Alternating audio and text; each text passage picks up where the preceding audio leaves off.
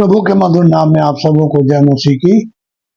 और जब हम प्रकाशित के 6 बाब में जाते हैं तो उसकी दूसरी आयत में यूहन्ना को जो दिखाई पड़ रहा है वो पहले जकरिया को भी दिखाया गया है। यूहन्ना को क्या दिखा? मैंने दृष्टि की और देखो एक श्वेत घोड़ा है, उसका सवार धनुष लिए हुए है और उसे एक मुकुट दिया गया है और वो जय प्राप्त करता हुआ निकला कि और भी जय प्राप्त करे।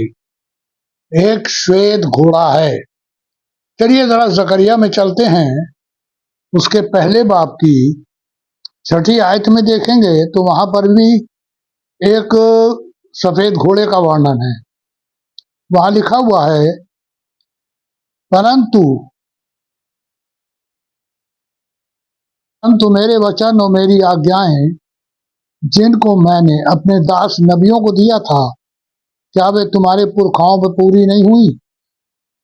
तब उन्होंने मन फिराया और कहा, सेनाओं के यहोवा ने हमारे चाल चलन और कामों के अनुसार हमसे जैसा व्यवहार करने को कहा था वैसे ही उसने हमको बदला दिया है। और तीसरे बाब की 6 आयत भी कुछ इसी तरह से कह रही है। वहां भी एक श्वेत घोड़ा है, सफेद घोड़े का वर्णन है। तीसरे बाब की 6 आयत में लिखा हुआ है, तब यहोवा के दूत ने यहोशू को चिता कर कहा। क्या कहा? सेनाओं का यहोवा तुझसे यूं कहता है कि मेरे मार्गों पर चलो। यहां पर परमेश्वर एक श्वेत घोड़े को दिखा रहे हैं। मेरे प्रियो, श्वेत चिन्ह जो होता है ये कॉम्प्रोमाइज का होता है। पुराने जमाने में जब कोई राजा युद्ध करने निकलते थे तो दूसरा राजा जो युद्ध हारता था वो सफेद झंडा दिखा देता था, जिसका मतलब होता था मैं सरेंडर कर रहा हूं, और युद्ध रुक जाता था। ये एक कॉन्स्टिट्यूशन था उस जमाने में युद्ध का। पर यहां पर जो लिखा हुआ है, मैंने दृष्टि की और देखो एक श्वेत घोड़ा है। परमेश्वर की ओर से जो पहले यूहन्ना को दर्शन में दिखाया कि जमीन पर जो घोड़ा आ रहा है, घोड़ा एक चिन्ह है परमेश्वर के दूत को जमीन पे आने के लिए। यहां लिखा हुआ है एक श्वेत घोड़ा है, उसका सवार धनुष लिए हुए है। धनुष जो युद्ध का चिन्ह है, पर तीर नहीं है। यहाँ पे जो सबसे बड़ी गहरी बात है, तीर नहीं है, सिर्फ धनुष दिखाई पड़ रहा है। परमेश्वर के वचन में यहाँ जो चिन्ह धनुष का दिया गया है वो ये है कि ये जो दूत आ रहा है ये मारने नहीं आ रहा है, पर हाँ ये एक चिन्ह लेके आ रहा है। वो ये है कि उसके पास मारने का इंतजाम है, लेकिन मारेगा नहीं क्योंकि तीर नहीं है, एक धनुष है। मेरे प्रियो, धनुष कई चीजों का चिन्ह होता है। पुराने टाइम में धनुष युद्ध का चिन्ह होता था, लेकिन उसके संग तीर भी होते थे। यहाँ तीर का कोई वर्णन नहीं है। इसका मतलब परमेश्वर ये दिखाने मांगते हैं कि मैं तुम्हें मारूंगा नहीं, लेकिन हाँ मैं जिस दूत को भेज रहा हूं जो एक ऐसे घोड़े पर सवार है जो श्वेत पहने है। श्वेत कपड़ा कॉम्प्रोमाइज का चिन्ह है। परमेश्वर दिखाना चाहते हैं कि मेरे पास तुम्हें मारने के लिए हथियार है, लेकिन उसके बावजूद मैं एक चिन्ह दे रहा हूं, और वो चिन्ह ये है कि मैं तुम्हारे पास एक बार फिर मौका दे रहा हूं कि तुम मेरे संग कॉम्प्रोमाइज करो, मेरे अंडर में आ जाओ, सरेंडर करो और मेरे संग तुम एक कॉम्प्रोमाइज करो। क्योंकि लिखा है वो धनुष लिए हुए है और उसे एक मुकुट भी दिया गया है। वो एक मुकुट लिए हुए है, धनुष लिए हुआ है कि वो जय करता हुआ निकला, यानी जीत करता हुआ निकला। और आगे लिखा है कि वो और भी जय प्राप्त करे, वो जय प्राप्त करे और ऑलरेडी जय करते हुए निकला। मेरे प्रियो, ये परमेश्वर के वचन के प्रचार की एक चिन्ह है कि परमेश्वर कुछ भी करने से पहले, संसार को बर्बाद करने से पहले एक बार फिर मौका दे रहे हैं कि वो सुधर जाएं, परमेश्वर के पास आ जाएं और ऐसे किसी काम में इन्वॉल्व ना हो जो धनुष के अंडर में आ जाए। मेरे प्रियो, यहां सफेद घोड़ा इसीलिए दिया गया कि वो ये सिखाता है कि वो एक पवित्रताई का चिन्ह देता है और साथ में वो ये भी बताता है कि पवित्रताई के साथ साथ वो मार भी सकता है। मेरे प्रियो, परमेश्वर अपने लोगों को इतना प्यार करते हैं कि वो बर्बाद होने से खुश नहीं होते। यशायाह नबी की पुस्तक में लिखा हुआ है कि परमेश्वर किसी के नाश होने से कभी खुश नहीं होते हैं। बाइबल पढ़ेंगे आप तो लिखा हुआ है कि परमेश्वर ने मनुष्य को अपने स्वरूप में बनाया। जिसने अपनी शक्ल सूरत दी, अपना स्वरूप दिया, उस इंसान को परमेश्वर मारने के लिए कैसे तैयारी कर सकते हैं? हम सोच सकते हैं ये बात। कोई अपने बच्चे को जान से मारने के लिए क्यों तैयारी करेगा? हाँ, माँ बाप संगति दिखाते हैं, यहाँ धनुष संगति का चिन्ह है, लेकिन मारते नहीं है। वो सिर्फ इसलिए कि शायद इसकी दहशत से, इसके डर से मनुष्य चौकन्ना हो जाए। मेरे प्रियो, परमेश्वर का वचन बहुत खुले रूप से इस बात को दर्शित कर रहा है कि यमुना को परमेश्वर दर्शन में जब श्वेत घोड़ा दिखा रहे हैं तो ये दिखा रहे हैं कि वो पहले कॉम्प्रोमाइज करने की कोशिश करते हैं। वो चाहते हैं कि मनुष्य के संग वो एक बार और मौका दे मनुष्य को कि मनुष्य उनके संग कॉम्प्रोमाइज कर ले, मेल मिलाप कर ले। जो दूरी मनुष्य ने बना ली अदन की वाटिका में, वो फिर से करीब आ जाए, ऐसा परमेश्वर चाहते हैं।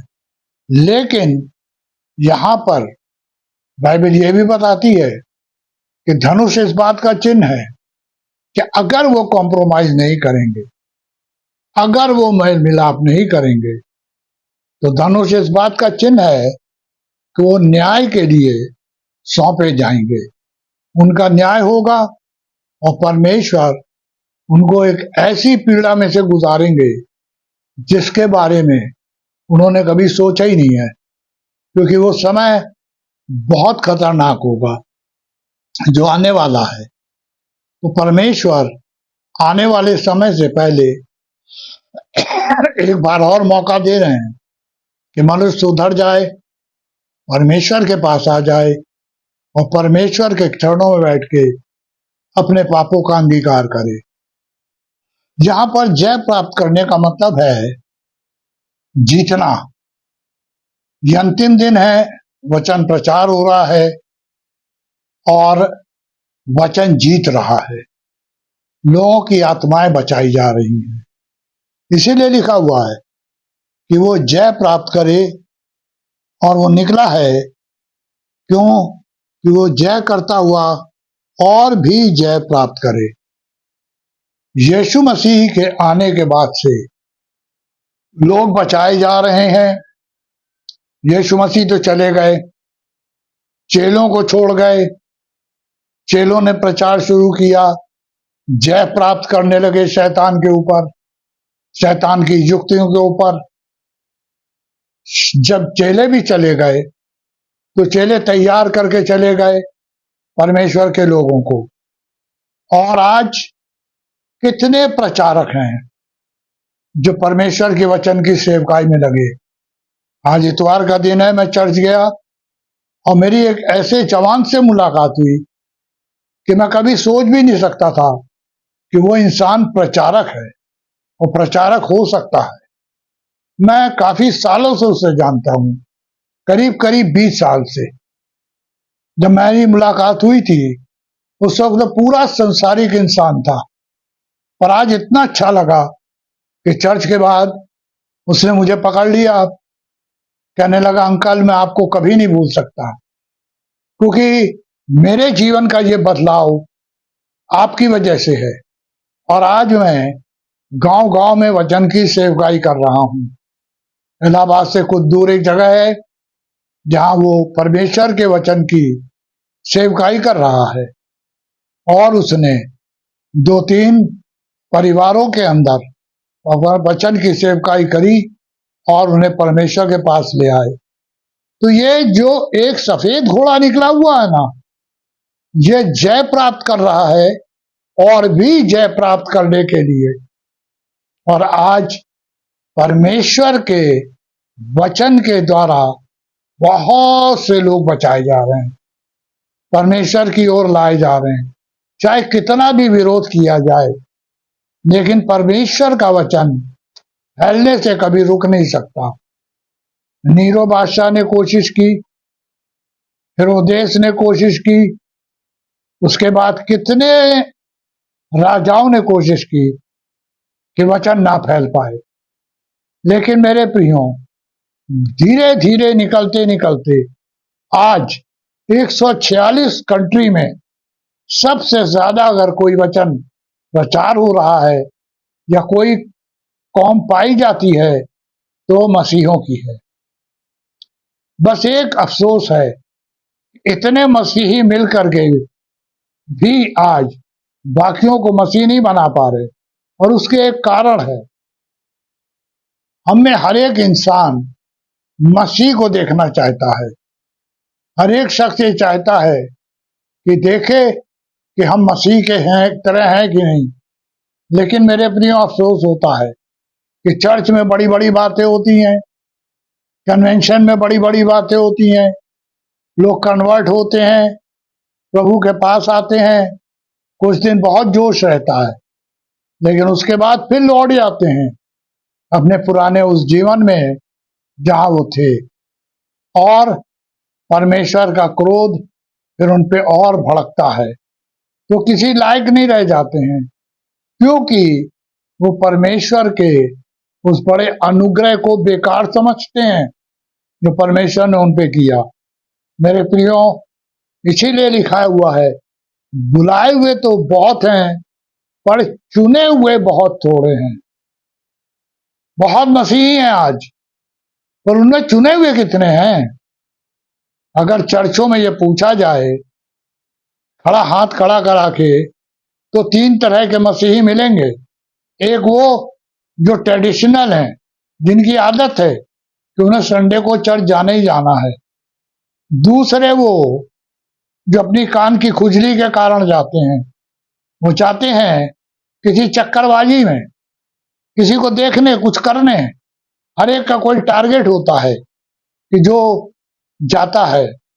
लेकिन 1% क्रिश्चियन मसीही ऐसे होते हैं जो वचन की ओर कान लगाते हैं, वचन को सुनते हैं और वचन पर चलने की। तो परमेश्वर का अनुग्रह हुआ मेरे प्रियो कि सफेद घोड़ा जमीन पर आ चुका है और प्रचार शुरू हो चुका है, प्रचार चल रहा है, कन्वेंशनें हो रही हैं सब जगह, और अजीब तरीके से लोग प्रभु के पास आ रहे हैं। और जो कन्वेंशन स्पीकर हैं, जब नाम सुनते हैं लोग तो ताजुब इस बात का करते हैं कि किसी का भी क्रिश्चियन नेम नहीं होता है जैसा लोग सोचते हैं। तो मेरे प्रियो, श्वेत घोड़ा पृथ्वी पर आ चुका है और परमेश्वर ने प्रचार का काम शुरू कर दिया है। प्रचारक ढेर से तैयार हैं, गांव गांव में प्रचार हो रहे हैं, घर घर में प्रचार हो रहा है। कितना भी विरोध हो, प्रचार नहीं रुकेगा, क्योंकि परमेश्वर का काम जब से यीशु मसीह गए तब से लेके आज तक कभी नहीं रुक पाया। अगर रुका होता तो आज मसीहों का समाज इतना बड़ा ना होता। तो मेरे प्रियो, आज जरूरत है इस श्वेत घोड़े के द्वारा हम अपने को समझ लें कि श्वेत घोड़ा आ चुका है, धीरे धीरे अंत का समय खत्म हो रहा है और परमेश्वर बचाने मांग रहे हैं। अगर हम नहीं बचेंगे तो परमेश्वर इसके बाद जो चीजें देंगे वो बहुत भयानक हैं, क्योंकि जब अगली बार हम दूसरे घोड़े के ऊपर गौर करेंगे तो हमको महसूस होगा कि अनुग्रह उठ जाएगा। ये अनुग्रह का टाइम है, अनुग्रह उठ जाएगा और फिर पृथ्वी पर क्या होगा ये हमने सोचा भी नहीं है। तो परमेश्वर हमें मौका दे रहे हैं कि हम अपने बारे में सही निर्णय ले लें। परमेश्वर करे कि परमेश्वर का अनुग्रह आप पे होना रहे, आप परमेश्वर के संग रहें, ताकि प्रभु आए तो अपने राज में ले जाएं। सुंदर जगह परमेश्वर ने तैयार की है, लिखा है जो मनुष्य के चित्त में नहीं चढ़ा, ऐसी सुंदर जगह जिसके बारे में मनुष्य सोचा नहीं है, ऐसी जगह स्वर्ग है जो परमेश्वर ने चंद लोगों के लिए तैयार की है। तो मेरे प्रियो, तैयार हो जाएं ये सोचकर कि हमें पृथ्वी पर रहना है या स्वर्ग में रहना है। परमेश्वर करे कि हम स्वर्ग के बारे में सोचें, स्वर्ग की तैयारी करें और जीवन के सफर को पूर्ण करें।